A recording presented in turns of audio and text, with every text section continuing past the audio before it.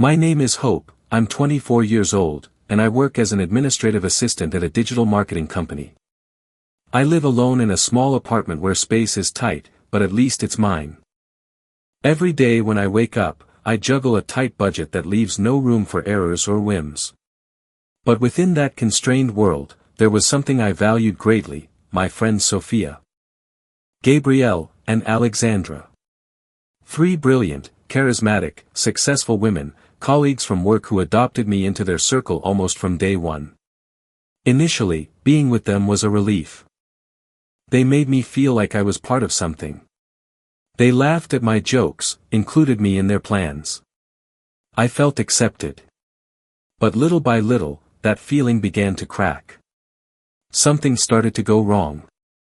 Every Friday, it was a tradition to go out after work. The plan was always the same, a new bar, a trendy restaurant, a celebration that didn't necessarily have a reason. They would order everything, cocktails with extravagant names, dishes that cost more than my monthly grocery bill, imported wines. And then, as if it were an unwritten rule, someone would say with a smile, "Let's split everything equally." For months, I swallowed my discomfort. I paid for Sophia's martinis while I drank water. I covered Gabrielle's appetizers while I amused myself with the peanuts from the counter. And I watched as Alexandra ordered dishes costing $40 or $50 without even batting an eye. While I mumbled that I was on a diet, feigning a willpower that wasn't real, but a necessity. They knew my situation, they knew I earned far less than them. They knew I lived alone. That every cent counted, that my month ends were obstacle courses, but still, the bill was divided by 4. Every time the check arrived at the table, I would do desperate mental math. How much would I have left if I paid this? What if I stopped buying something at the supermarket this week? What if I used my card and then figured out how to manage it? And I did it because I didn't want to be the one to break the harmony, because I feared that saying something would change how they saw me. Because I mistakenly believed that true friendship depended on my silence. Until one Friday, everything changed. We were at an elegant bar, the Olive and Anchor. As soon as we entered, soft music, warm lights, and the scent of truffles and seafood filled the air. Sophia was celebrating closing an important deal. Gabrielle had just returned from a trip to Miami. Alexandra was celebrating a promotion. Triumphant bells were ringing. Inside, I was counting pennies. I opened the menu with a knot in my stomach. Dishes ranged from $40 to $60, cocktails up to $25. "Always so disciplined," Gabrielle said. "You're incredible, always controlling yourself," Sophia added, as if it were a game. "That's why you're so thin, I envy you," Alexandra concluded. It wasn't admiration, it was mockery disguised as a compliment. And I, like so many other times, pretended it didn't hurt. The waiter approached. Sophia ordered sea bass with wasabi mashed potatoes and a cocktail called Sunset Boulevard. Gabrielle opted for herb-crusted lamb and an imported Portuguese wine. Still smiling as if expecting to see what eccentricity I would choose this time, I closed the menu. "Just mineral water, please." The waiter just blinked.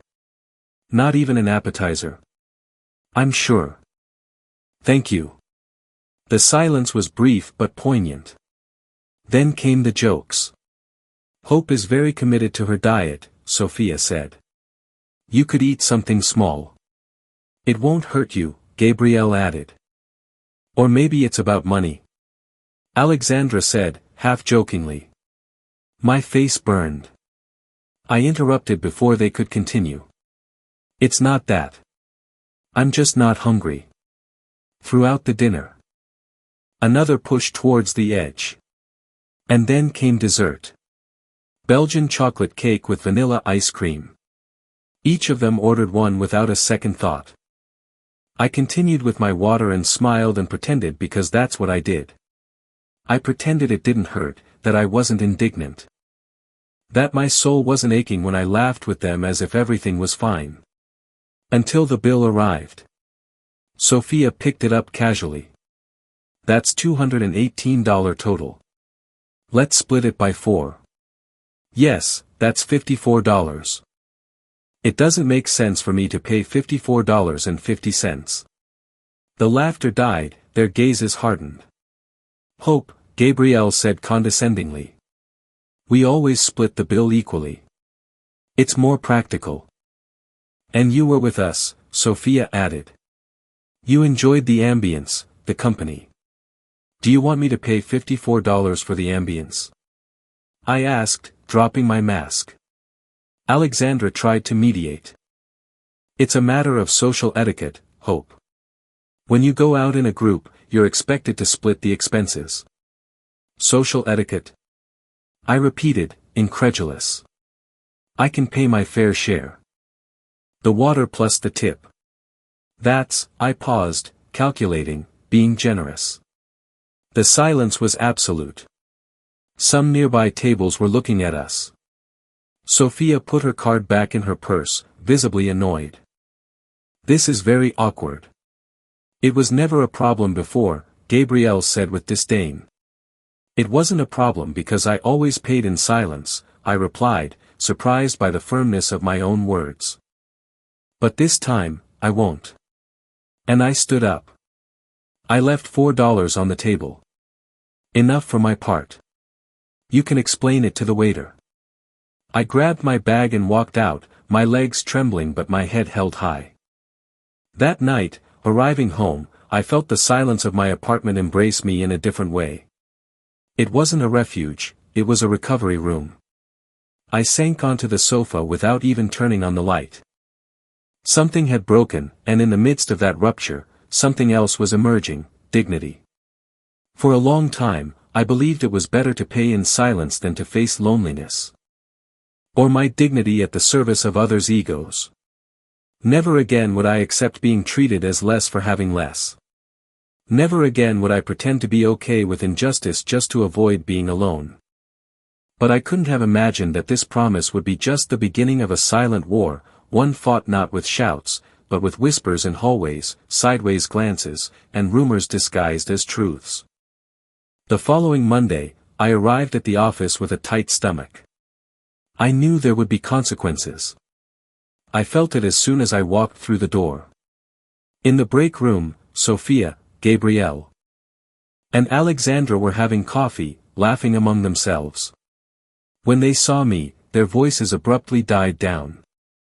They greeted me with a cold, good morning, and continued their conversation as if I weren't there. Throughout the morning, I felt their stares, the whispers that evaporated as I approached. She approached my desk with a serious expression and asked me to accompany her to a meeting room. There, after closing the door, she sat across from me. I don't know if I should tell you this. She began uncomfortably, but I think you need to know. She told me that the girls were telling a very different version of what happened, that according to them, I had caused a scene at the restaurant, that I refused to pay my share, that I left them exposed in front of the waiter. They said I often accepted invitations but always had a problem when it came to paying. In their narrative, I was the problematic one, the exploiter, a stain on their perfect circle. My blood boiled. The lie was so blatant I could barely believe it. Can I tell you what really happened? I asked her. And I did. I told her about the unfairly divided bills. Carla listened attentively. Finally, she sighed. Thank you for trusting me. I'll do my best to discreetly clarify this. I thanked her, but I knew the damage was already done. The conversations that stopped when I entered, the subtle but painful change in the atmosphere. They no longer invited me to plans, no longer included me in chats. I had been exiled. And it hurt because even knowing I did the right thing, losing a place, even a poisoned one, leaves a wound. But then something unexpected happened. A message arrived on my phone. It was from Brenda, a colleague from finance with whom I barely exchanged words at the office. Hi, Hope. We're doing a happy hour on Friday at the Rusty Anchor. Nothing fancy, just to relax. Would you like to come? I hesitated. After all, I wasn't sure I could trust anyone at work, but something in Brenda's tone was different. There was no pressure, no expectation. "Who's going?" But I needed to breathe again. That Friday, arriving at the Rusty Anchor, I realized I had missed these kinds of places. Small, cozy, unpretentious, soft background music, simple decor. And an atmosphere that invited relaxation, not impression. Brenda was already there. Mark was a relaxed guy, with a messy beard and an easy smile. Anna, a warm woman, a mother of teenagers. With 1,000 stories up her sleeve. John, a guy my age, fresh out of university with that intact enthusiasm for adult life. I sat with them, and within minutes, I felt at home. We talked about music, movies, work anecdotes, pending dreams, and for the first time in months, I truly laughed, not to please, not to fit in, just because I felt it. When the bill came, it was almost funny. $40 among all of us, $8 per person. And there was still enough left for a good tip. An entire night of genuine enjoyment for the price of a single cocktail at the places I used to go. But the most valuable thing wasn't the money. "Can I tell you something?" I nodded, a little nervous. "I heard what happened last Friday at dinner." The group fell silent. They all looked at me, not with judgment, but with genuine interest. I sighed and told them everything, the complete story, unadorned, without omitting the shame, the pain, or the injustice. When I finished, the silence was brief. "That's really wrong," Mark said. And that was the second promise I made that week. I would never again surround myself with people who only accepted me when it was convenient for them. The following weeks were curiously calmer. I didn't cross paths with Sophia, Gabrielle, or Alexandra beyond what was inevitable. In the office hallways, we ignored each other with sharp diplomacy. They erased me from their world without saying it aloud, and I, finally, let them go in silence. I no longer expected them to look at me, to invite me, to smile at me. What once hurt now began to bring me relief, because into that void, something new began to enter, my own voice. One night, while eating a simple but comforting plate of noodles with tomato at home, I opened a notebook and wrote a sentence on the first page: "I don't want to pay the price of acceptance anymore." And below it, I began to list moments in my life where I had done exactly that. Paid to fit in with time, with money, with energy, with dignity. In school, when I gave my pencils to my classmates so they would let me sit with them. In university, when I agreed to do extra work on group projects without complaining. At work, when I smiled at uncomfortable comments just to maintain peace. And, of course, on those Friday outings where I paid for dinners I never ate, for drinks I never tasted, for smiles that weren't sincere. That list was like a raw, brutal, but necessary mirror. I completed it with a sentence at the end: "Enough. No more." It was a declaration, an end of a cycle, but also a new beginning. Over time, I began to notice other things. I bought a second-hand coffee maker and indulged in coffee every morning without spending $5 outside.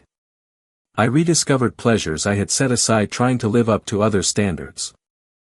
I started reading again, walking without hurry, sleeping well again, and, above all, I could look in the mirror without shame again. I realized that for a long time, I confused friendship with validation. I believed that people who shone brighter than me were beacons I should follow, no matter the cost, but what they gave me was not light, it was shadow. And true friendship doesn't demand constant sacrifices, doesn't make you feel less, doesn't charge you for belonging. One afternoon, while waiting for the train, I checked my social media. There was a story from Gabrielle. The three of them were smiling at a very expensive rooftop bar, toasting. They had invited someone else to the group, another new girl from the office. That perhaps someone else would now take my place in that dynamic, but at least I had gotten off in time. That same night, Brenda invited me to a small gathering at her house. Noodles, cheap wine, unpretentious laughter, nothing to prove, just being, sharing, existing. During dinner, someone suggested a game, tell a decision that changed your life. When it was my turn, I took a deep breath and said, recently, I stopped paying to be liked. There was a second of silence, and then Brenda raised her glass. To you, she said, for having the courage to set boundaries. And everyone toasted with me. Months later, my finances improved. I started saving. I took an online design course, something I had always wanted to do. With that new knowledge, how everything changed. I looked at her. She was disheveled, tired. Something had changed in her too. I didn't leave, I told her. I just stopped paying to stay. She lowered her gaze. Her fingers played with the plastic cup she held. You know, since that happened, I've realized many things. We weren't fair to you, and I owe you an apology. I didn't know what to say. I don't know if it helps now, she continued, but I wanted you to know. I nodded. Not with anger, not with pride, just with peace, because I understood that forgiving is not justifying. It's releasing the weight you no longer need to carry. That day, returning to my desk, I smiled and thought that sometimes the greatest pain brings the most valuable lesson. If there's genuine laughter, if I can leave without guilt, if I can speak without fear, if no one makes me feel less. Sometimes the hardest blow isn't the one the world gives you, but the one you inflict upon yourself again and again. Out of fear of bothering, out of fear of disappointing. Out of that subtle terror of no longer belonging. We live trapped in the idea that yielding is easier than speaking, that enduring is nobler than setting boundaries. That it's better to say yes with your mouth even if your soul screams no. But there comes a day, it always comes, when your dignity gets tired of waiting. And then, even with fear, with trembling hands and a trembling voice, you say what you've kept inside for years, no more. And that, no more, changes everything, because it's not about the money. It never was just about that.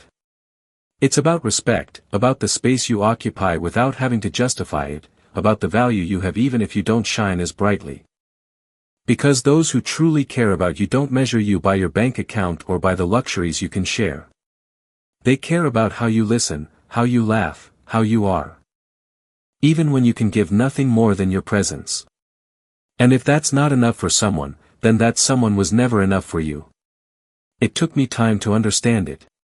It took tears, guilt, sleepless nights, but now I know it in my soul. Setting boundaries doesn't make you less generous, it makes you freer. Choosing yourself is not selfishness, it's healing. Saying no when something hurts you is not betrayal, it's self-love, ***. I wish no one ever has to sit at a table feeling invisible. I wish no one ever has to pay for affection with the currency of silence. I wish we all understood that true friendship doesn't cost, it's built. And if you, listening to this, have ever felt out of place, if you've ever pretended to be okay just to avoid inconveniencing others, if you've paid more than your share, not with money, but with your peace, I want to tell you something, you are not alone, and it's never too late to reclaim your voice. Saying, enough, doesn't break you, it reveals you.